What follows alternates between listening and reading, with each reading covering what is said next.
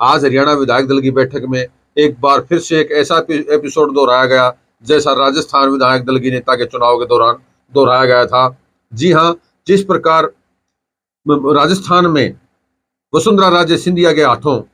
पर्ची देकर शर्मा को मुख्यमंत्री बनाया गया था, उसी प्रकार आज फिर हरियाणा में भी एक तरह से वही क्रम दोहराया गया और नायब सिंह सैनी के विधायक दल का नेता चुनाव के लिए कृष्ण बेदी और अनिल विज द्वारा अनुमोदन किया गया और तमाम जो सदन है उसके द्वारा उसका स्वागत किया गया। हरियाणा नए चुने हुए विधायक दल की बैठक हुई, उसमें सर्वानुमत से एक ही प्रस्ताव मिला है जो किशन कुमार बेदी जी और अनिल विज जी ने रखा। हमारे पूर्व मुख्यमंत्री श्री नायब सिंह जी का, मैं नायब सिंह जी को विधायक दल के नेता के रूप में चुना हुआ घोषित करता हूं और आप सभी को बहुत बहुत बधाई देता हूं और सैनी साहब को भी बधाई। और जिसकी घोषणा केंद्रीय गृह मंत्री अमित शाह ने की। जी हाँ, कहीं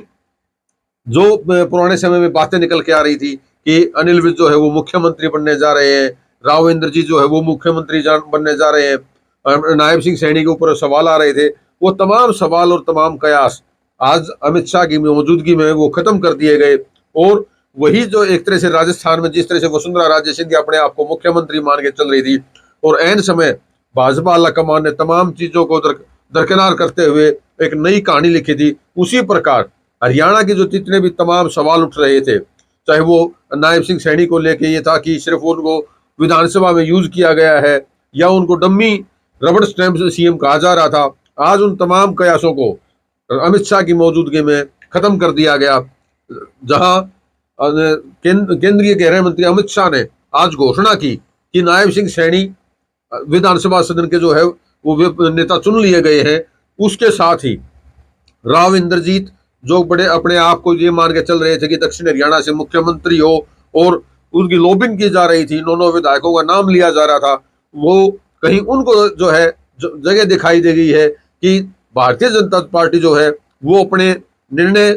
के लिए जानी जाती है और आज एक बार फिर से उन्होंने निर्णय दिया है। तो राव इंद्रजीत को जो बड़े खेमे में जो मान के चल रहे थे कि डिप्टी सीएम होंगे, वो एक तरफ तो उनको धक्का लगा, दूसरी तरफ अनिल विज को लगा कि अनिल विज के हाथों ही अनुमोदन कराया गया। राव इंद्रजीत अगर इस सदन में होते तो हो सकता है वो भी इस क्रम में एक हिस्सा होते कि उनके नाम से भी अनुमोदन कराया जा सकता, लेकिन वो सदन का हिस्सा ना होने की वजह से बाहर रहे। आज का जो घटनाक्रम रहा, इस घटनाक्रम ने काफी बड़ा मैसेज दिया है प्रदेश की भारतीय जनता पार्टी को कि जो आला कमान है, जो केंद्रीय नेतृत्व है, वो उसके ऊपर किसी के निर्णय थोपे नहीं जा सकते हैं, बल्कि वो स्वतंत्र निर्णय स्वयं लेने में सक्षम है। उनके ऊपर प्रेशर क्रिएट नहीं किया जा सकता है, उनके ऊपर लॉबिंग नहीं की जा सकती है। ये अब आज भारतीय जनता पार्टी के जो विधायक दल का नेता नायब सिंह सैनी को चुना गया है, ये उसमें कहीं ना कहीं उन चीजों को स्पष्ट करने वाला है। रही बात अगले मंत्रिमंडल की या मंत्रिमंडल में कौन कौन शामिल होंगे उनकी, वो तो कल की स्थितियों पर रहेगा, लेकिन आज भारतीय जनता पार्टी के विधायक दल का नेता चुने जाने के साथ ही नायब सिंह सैनी राज्यपाल के समक्ष अपना प्रस्ताव देने जाएंगे और उसके साथ जो एक बार और चीज निकल के आ रही है वो यही है कि जो 25,000 भर्तियों की जो बात कही जा रही थी, अब वो नायब सिंह सैनी का जो घोषणा थी वो स्वयं उनके द्वारा हमने दिए, परंतु कुछ बच्चों के रिजल्ट्स तैयार थे, कमीशन ने तैयार किए थे, जो ही निकालने के लगे तो विपक्षी दल वो चीफ इलेक्शन कमीशन के पास गया और हाई कोर्ट में चला गया, तो उसके ऊपर रोक लगी थी। हमने ये अनाउंसमेंट किया था कि हम सबसे पहले उन बच्चों को ज्वाइनिंग लेटर देंगे। हम अपनी बात के ऊपर पूरा कायम है और बच्चों का वो रिजल्ट तैयार है। हमारे 24,000 बच्चे हैं, 24,000 बच्चों का कल ही जब शपथ होगा तो कमीशन का पूरा रिजल्ट तैयार है, वो उसको जारी कर देगा। ये हमारा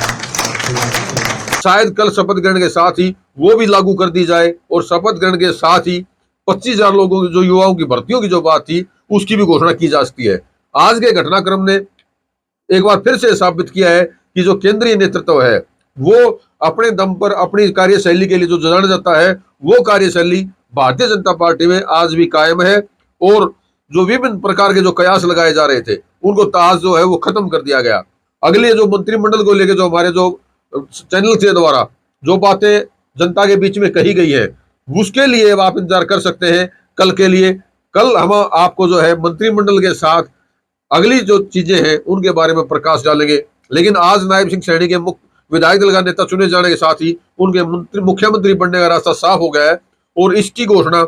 या यूं कहे कि इसका पूर्व अनुमान चैनल द्वारा पहले से लगाया जा चुका था। अगला जो मंत्रिमंडल है, मंत्रिमंडल को लेकर भी जो चुनाव जो समीक्षा या जो विश्लेषण हमारे चैनल के माध्यम से जनता को दिया गया था, उसमें भी कहां तक मोहर लगती है और हम कहां तक अपनी समीक्षा लोगों के बीच में अपनी विशिष्टता साबित करने में सफल होते हैं, ये आने वाला वक्त बताएगा। फिलहाल के लिए इतना ही, धन्यवाद।